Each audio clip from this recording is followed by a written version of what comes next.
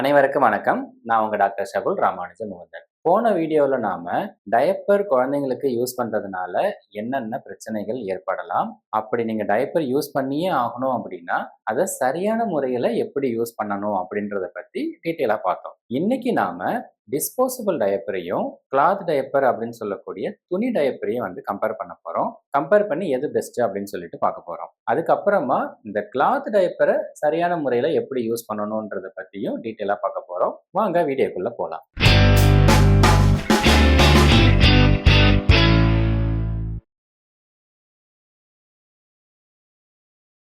இன்னைக்கு நாம இந்த 9 பாயிண்ட்டை வச்சு தான் டிஸ்போசபிள் டயப்பரையும் கிளாத் டயப்பரையும் கம்பேர் பண்ண போறோம். ஃபர்ஸ்ட் மெக்கானிசம், அதாவது எப்படி அந்த யூரினையும் மோஷனையும் ஹோல்ட் பண்ணுது அப்படின்றது தான். டிஸ்போசபிள் டயப்பர் எடுத்துக்கிட்டிங்கன்னா அதுக்கு உள்ளார ஃபேக்ட்ரியில் தயாரித்த சில ஜெல் மாதிரியான சப்ஸ்டன்ஸ் இருக்கும். அதுதான் அந்த யூரினையும் இல்லை மோஷனில் இருக்கிற அந்த வாட்டரையும் உறிஞ்சி அதுக்குள்ளார வச்சுக்கும். ஆனால் கிளாத் டயப்பர் எடுத்துட்டிங்கன்னா அதில் துணி தான் இருக்கும். துணியை நிறைய ஃபோல்டாக மடித்து வச்சிருப்பாங்க. அதை நீங்கள் கிளாத் டயப்பருக்குள்ளார இன்சர்ட் பண்ணணும். ஸோ அந்த யூரினை உறிஞ்சி உள்ள தக்க வச்சுக்கிறதுக்கு டிஸ்போசபிள் டயப்பரில் சிந்தட்டிக் மெட்டீரியலும் கிளாத் டயப்பரில் நேச்சுரல் மெட்டீரியலும் யூஸ் பண்ணுறாங்க. அடுத்ததா எஃபிகசி, எந்த அளவுக்கு அந்த யூரினையோ இல்லை மோஷனில் இருக்கிற வாட்டரையோ ஹோல்ட் பண்ணும் அப்படின்றது டிஸ்போசபிள் டயப்பர் கொஞ்சம் அதிகமாகவே ஹோல்ட் பண்ணும். ஆனால் கிளாத் டயப்பர் எடுத்துக்கிட்டிங்கன்னா டிஸ்போசபிளை கம்பேர் பண்ணும்போது கிளாத் டயப்பரில்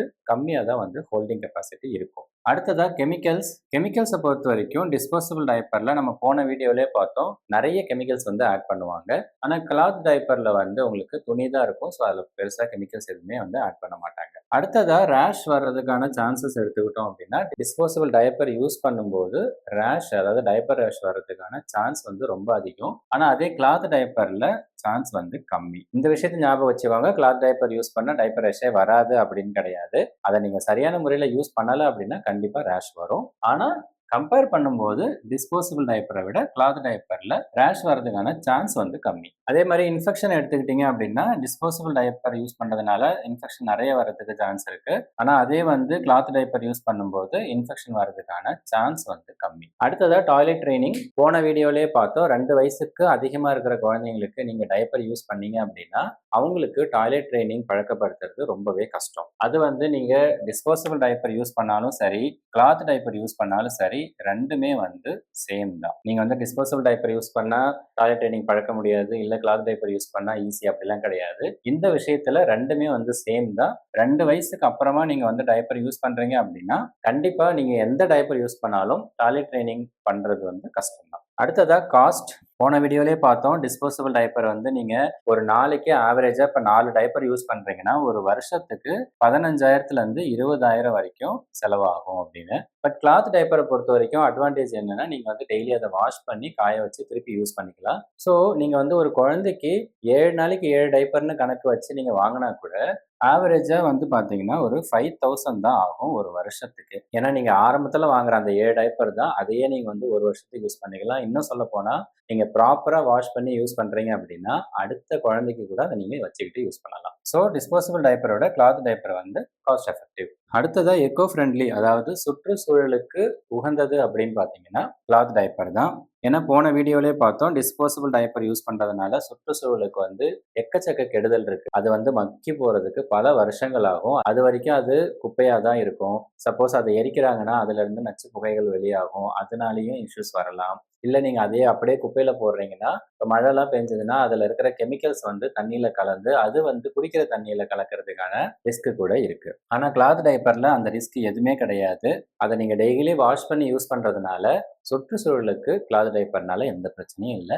கடைசியாக முக்கியமான ஒரு பாயிண்ட் என்ன அப்படின்னா கம்ஃபர்ட் அண்ட் கன்வீனியன்ஸ், அதாவது எது யூஸ் பண்ணுறதுக்கு ரொம்ப ஈஸி.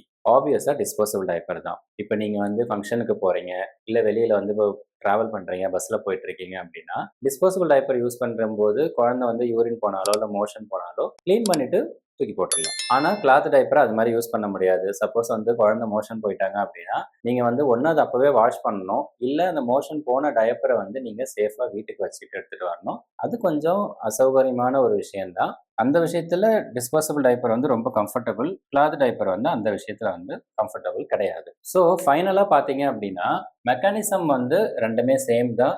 எஃபிகசி வந்து டிஸ்போசபிள் டைப்பர் பெஸ்ட்டா இருக்கு. மத்தபடி கெமிக்கல்ஸ் கிடையாது. ரேஷ் வரதுக்கான சான்ஸ் ரொம்ப கம்மி. இன்ஃபெக்ஷன் வரதுக்கான சான்ஸ் ரொம்ப கம்மி. காஸ்ட் ரொம்ப கம்மி. Environmental friendly. இத்தனை பாயிண்ட் வந்து கிளாத் டைப்பருக்கு தான் ஃபேவரா இருக்கு. எக்ஸப்ட் இந்த கம்ஃபர்ட்ட தவிர உங்களுக்கு டிஸ்போசபிள் டைப்பரை யூஸ் பண்றதுக்கு நியாயமான காரணம் எதுவுமே சொல்ல முடியாது. ஸோ இதை வச்சு பார்க்கும்போது என்னுடைய ஒப்பீனியன் கிளாத் டைப்பர் தான் பெஸ்ட்டு. ஆனால் இப்போ கிளாத் டைப்பர் பெஸ்ட்டு அப்படின்றதுனால அதை வந்து நீங்கள் ரொம்ப நேரம் யூஸ் பண்ணவும் கூடாது. அந்த கிளாத் டைப்பரையே நீங்கள் வந்து சரியான முறையில் யூஸ் பண்ணலை அப்படின்னா டைப்பர் ரேஷ் இன்ஃபெக்ஷன் வர்றதுக்கான சான்சஸ் வந்து ரொம்ப அதிகம். அதனால நீங்க வந்து கிளாத் டைப்பர் யூஸ் பண்ணணும் அப்படின்னாலும் அதுக்காக சில கைட்லைன்ஸ் இருக்கு.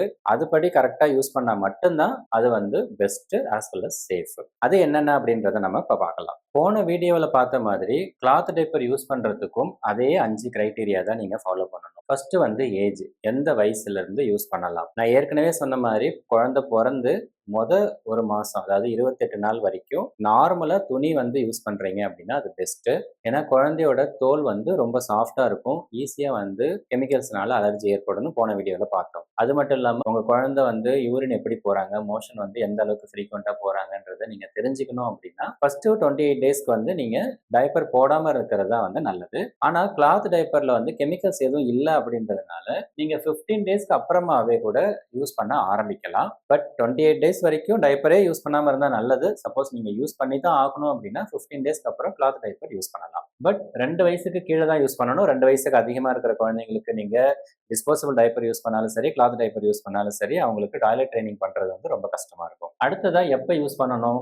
நைட் டைம்ல யூஸ் பண்ணிக்கலாம். ஏன்னா நைட் வீட்டில் இருப்பீங்க, நைட் ஃபுல்லா வந்து நீங்க கிளாத் டைப்பர் யூஸ் பண்றது வந்து ஓகேவா இருக்கும். ஆனா நீங்க வந்து டிராவல் பண்றீங்க, இல்ல ஏதாச்சும் ஒரு ஃபங்க்ஷனுக்கு போறீங்க, 4, 5 மணி நேரம் ஆகும் அப்படின்னா அந்த டைம்ல கிளாத் டைப்பர் யூஸ் பண்றது வந்து கம்ஃபர்டபுளா இருக்காது. மற்றபடி யூஸ் பண்ணலாம், யூஸ் பண்றதுனால எந்த பிரச்சனையும் கிடையாது.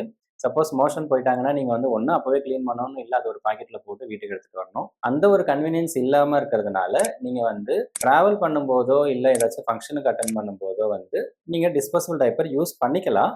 ஆனா இதே வந்து நீங்க ஷார்ட் டியூரேஷனுக்கு போறீங்க, உதாரணத்துக்கு வந்து பக்கத்துல கடைக்கு போறீங்க, இல்ல மார்க்கெட் போறீங்க, குழந்தைய தூக்கிட்டு போகணும், ஒரு 1 ஹவர்ல திருப்பி வீட்டுக்கு வந்துடுவீங்க அப்படின்னா அந்த டைம்ல நீங்க கிளாத் டைப்பர் யூஸ் பண்ணிக்கலாம். சப்போஸ் வந்து மோஷன் போயிட்டா கூட நீங்க வீட்டுக்கு வந்து கூட அதை கிளீன் பண்ணிக்கலாம். அடுத்ததா கிளாத் டைப்பர் யூஸ் பண்ணும்போது எப்ப சேஞ்ச் பண்ணணும், எத்தனை மணி நேரம் யூஸ் பண்ணணும் அதெல்லாம் பார்க்கலாம். மோஷன் போனாங்க அப்படின்னா உடனே சேஞ்ச் பண்ணி ஆகணும். பட் யூரின் போறாங்க அப்படின்னா நான் ஆல்ரெடி போன வீடியோல சொன்ன மாதிரி எந்த அளவுக்கு போயிருக்காங்கன்னு பார்க்கணும். அதிகமா யூரின் போயிருக்காங்க, டைப்பர் ரொம்ப வெயிட்டா இருக்குன்னா நீங்க சேஞ்ச் பண்ணி ஆகணும். அப்படி இல்லை அப்படின்னா நீங்க வந்து வெயிட் பண்ணலாம். கிளாத் டைப்பர் வந்து துணியால் ஆனதுனால சேஃபாவே வந்து 6 to 8 ஹவர்ஸ் வந்து குழந்தைங்களுக்கு யூஸ் பண்ணலாம். பட் அதே சமயம் யூரின் நிறைய போயிட்டாங்க, ரொம்ப வெயிட்டா இருக்கு அப்படின்னா அந்த ஈரப்பதத்தினால ரேஷஸ் வரதுக்கு சான்ஸ் அதிகம். அதனால பாத்தீங்கன்னா கிளாத் டைப்பர் யூஸ் பண்ணாலும் குழந்தையோட யூரின் குவான்டிட்டிக்கு ஏற்ற மாதிரி நீங்க அதை சேஞ்ச் பண்ணுங்க. சப்போஸ் யூரின் போகல அப்படின்னா ஃபுல் நைட்டு கூட நீங்க கிளாத் டைப்பர் யூஸ் பண்ணலாம். அதனால எந்த பிரச்சனையும் கிடையாது. உதாரணத்துக்கு உங்க குழந்தைக்கு இப்போ ஒரு வயசு ஆயிடுச்சு, நைட்டு யூரினே போறதில்லை அப்படின்னா ஒரு 10 மணிக்கு போட்டுட்டு டைரக்டா காலையில ஒரு 8 மணிக்கு கூட அது அவுக்கலாம், எந்த பிரச்சனையும் கிடையாது. யூரின் போகாம இருக்கணும். யூரின் சப்போஸ் போயிட்டாங்கன்னா ஒரு தடவை போனா எந்த பிரச்சனையும் இல்லை. 2, 3 தடவை யூரின் போறாங்கன்னா அதனால ரேஷ் வரதுக்கான சான்சஸ் இருக்கு. அடுத்ததா பிராண்டு. கிளாத் டைப்பர்ல ஒரு 4, 5 பிராண்டு தான் இருக்கு. ஸோ உங்களுக்கு வந்து எந்த பிராண்டு பெஸ்ட்னு தோணுதோ அதை வந்து நீங்க செலக்ட் பண்ணுங்க. நீங்க வந்து ஆல்ரெடி கிளாத் டைப்பர் யூஸ் பண்றவங்கள்ட்ட ரிவ்யூஸ் கேட்டுக்கோங்க. இல்ல நீங்க வந்து ஆன்லைன் ஷாப்பிங் பண்றீங்கன்னா அதுல ரிவ்யூஸ் போட்டிருக்கோம். முதல்ல வந்து ஒரு டைப்பர் மட்டும் வாங்கி யூஸ் பண்ணி பாருங்க. உங்களுக்கு எந்த அளவுக்கு கம்ஃபர்டபுளா இருக்கு, குழந்தைக்கு அது எந்த அளவுக்கு கம்ஃபர்டபுளா இருக்குன்னு பார்த்துக்கிட்டு அதுக்கு ஏற்ற மாதிரி நீங்க பல்கா வந்து வாங்கி வச்சுக்கலாம். கடைசியா ரேஷ் இருக்கும்போது கிளாத் டைப்பர் யூஸ் பண்ணலாமா? டிஸ்போசபிள் டைப்பரும் சரி, கிளாத் டைப்பரும் சரி, குழந்தைக்கு ரேஷ் இருக்கும்போது யூஸ் பண்ணாம இருக்கிறது தான் நல்லது. இன்னும் சொல்ல போனா ரேஷ் இருக்கும்போது டைப்பரே யூஸ் பண்ணாம இருக்கிறது தான் நல்லது. அப்படியே யூஸ் பண்ணணும் அப்படின்னா க்ரீம் அப்ளை பண்ணிட்டு அதுக்கப்புறமா டைப்பர் போடலாம். இந்த டைப்பர் ரேஷ் பத்தி அது எதனால வருது, அதை எப்படி ட்ரீட் பண்ணணும், எப்போ வந்து டாக்டர் கிட்ட போயிட்டு காமிக்கணும், இது மாதிரி நிறைய தகவல்களை வந்து நம்ம அடுத்த வீடியோவில் டீட்டெயிலாக பார்க்கலாம். இந்த வீடியோவில் டிஸ்போசபிள் டைப்பரையும் கிளாத் டைப்பரையும் கம்பேர் பண்ணோம். கிளாத் டைப்பர் தான் பெஸ்ட் அப்படின்றத தெரிஞ்சுக்கிட்டோம். என்னதான் வந்து கிளாத் டைப்பர் நல்லதுனாலும் அதை எப்படி சரியான முறையில் யூஸ் பண்ணணுன்றதை பற்றியும் நம்ம தெரிஞ்சுக்கிட்டோம். இதில் உங்களுக்கு வேற ஏதாச்சும் சந்தேகம் இருந்துச்சு அப்படின்னா கமெண்ட்ல கேளுங்க, அதுக்கு நான் ஆன்சர் பண்றேன். அடுத்த வீடியோவில் டைப்பர் ரேஷ் பற்றி பார்க்கலாம். இந்த வீடியோ பிடிச்சிருந்துச்சுன்னா லைக் பண்ணுங்க, ஷேர் பண்ணுங்க. சேனலை சப்ஸ்கிரைப் பண்ணாதவங்க சப்ஸ்கிரைப் பண்ணுங்க. நன்றி, வணக்கம்.